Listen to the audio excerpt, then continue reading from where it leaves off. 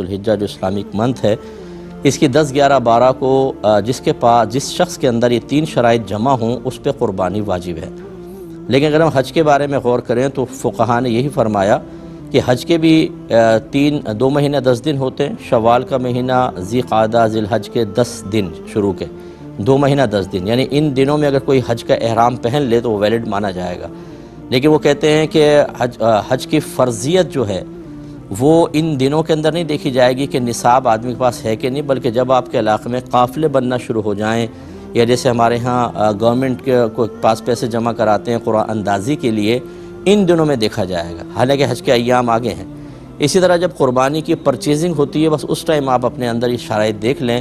ویسے تو فقہاء نے یہی لکھا کہ قربانی کے 3 دنوں میں شرائط دیکھیں، لیکن حج کے مسئلے پہ قیاس کر کے میں آپ کو گزارش کر رہا ہوں کہ جس وقت ہم قربانی کے جانور خریدتے ہیں، جیسے 1 آدھ ہفتے پہلے رجحان بن جاتا ہے بہت، تو آپ ان دنوں کے اندر خاص طور پر گھر کا ہر فرد اپنے اندر ان قربانی کی شرائط کو تلاش کرے، جس میں ہوگی اس پہ قربانی واجب ہے، اور جس میں نہیں ہے اس پر نہیں ہے۔ ہو سکتا ہے شوہر پر نہ بن رہی ہو، بیوی پہ قربانی بن رہی ہو، اس لیے ضرور اچھی طرح دیکھیں۔ پہلی شرط ہوتی ہے مسلمان ہونا، کافر پہ قربانی واجب نہیں۔ دوسرا عاقل ہونا، پاگل مجنون پہ نہیں ہے۔ تیسرا بالغ ہونا، نابالغ پہ قربانی واجب نہیں۔ چوتھا مقیم ہونا، یعنی مسافر نہ ہو۔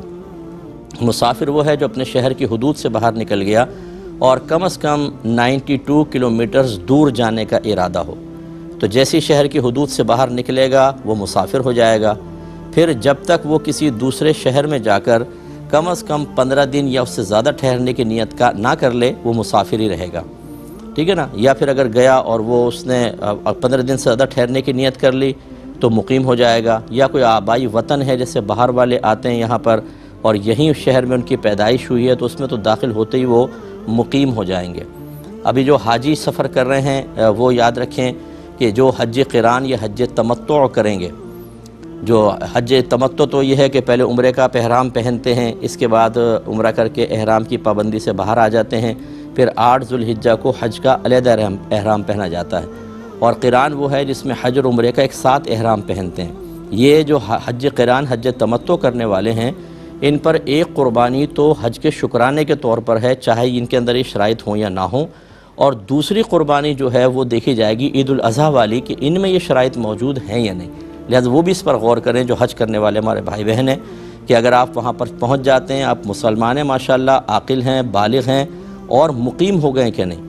اگر آپ مکے کے دنوں کے ساتھ بشمول مینا، عرفات، مزدلفہ، یہ سارے دن بھی اس میں شامل کیے جاتے ہیں، اگر 15 دن تک قیام بنتا ہے مکے میں اور ان تمام جگہوں پر، تو آپ مقیم ہو جائیں گے، تو پھر آپ پہ قربانی واجب ہو سکتی ہے۔ کیونکہ ایک اور شرط ہے، وہ بھی ذکر کر رہا ہوں، اس کے بعد 5 شرائط آپ اپنے اندر دیکھیں گے، تو یہ مقیم ہو جاتا ہے آدمی جب اس طرح 15 دن یا زیادہ ٹھہرنے کی نیت کر لے۔ اور چوتھی شرط ہوتی ہے مالک نصاب ہونا۔ قربانی کے نصاب میں صحیح قول یہی ہے ہمارے نزدیک کہ جس کے پاس 52.5 تولہ چاندی کے برابر حاجت اصلیہ سے زیادہ مال کسی بھی شکل میں موجود ہو، اس پہ قربانی واجب ہوگی۔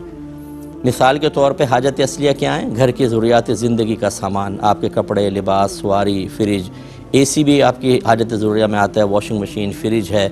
ان کے علاوہ مثال کے طور پہ گولڈ، یہ اضافی ہوتا ہے، 1 تولہ گولڈ بھی ہو تو 52.5 تولہ چاندی تک پہنچ جاتا ہے، کیونکہ 52.5 تولہ چاندی آج کل کے ریٹ کے اعتبار سے 1,28,000 30,000 تک ایسے اوپر نیچے ہو رہے ہیں ریٹ، تو اتنی ہوتی ہے۔ تو جس کے پاس 1 تولہ سونا بھی ہوگا اس پہ قربانی واجب ہے۔ اسی طریقے سے اگر آپ کے جیسے بچیوں کے شادی کے سوٹ ہوتے ہیں کہ ایک ہی دفعہ پہنتی ہیں پھر ایسے رکھا ہوا ہے، اگر وہ اضافی ہوگا، حاجت اصلیہ سے زائد ہے وہ سوٹ، اور اسی طرح ریجیکٹڈ سوٹ، پرانے جوتے وغیرہ، یہ سب اگر ان کی قیمت 52.5 تولہ چاندی تک پہنچ جائے، قربانی واجب۔ اسی طریقے سے آپ نے کوئی پلاٹ لے کے رکھا ہوا، چاہے مکان بنانے کے لیے ہو، چاہے آپ نے انویسٹمنٹ کے ارادے سے رکھا ہو، وہ اگر 52.5 تولہ چاندی تک پہنچ جاتا ہے، اور یقیناً آج کل تو پہنچے گا 1,28,000 تو کوئی رقم ہی نہیں ہے، تو قربانی واجب ہے۔ حتیٰ کہ فقہاء نے فرمایا اگر کسی کے 6 کمرے ہیں اور وہ 4 کمرے استعمال کرتا ہے، 2 کمرے بند کر کے رکھے ہوئے ہیں، تو ان 2 کمروں کی قیمت کا بھی قربانی کے نصاب میں حساب ہوگا۔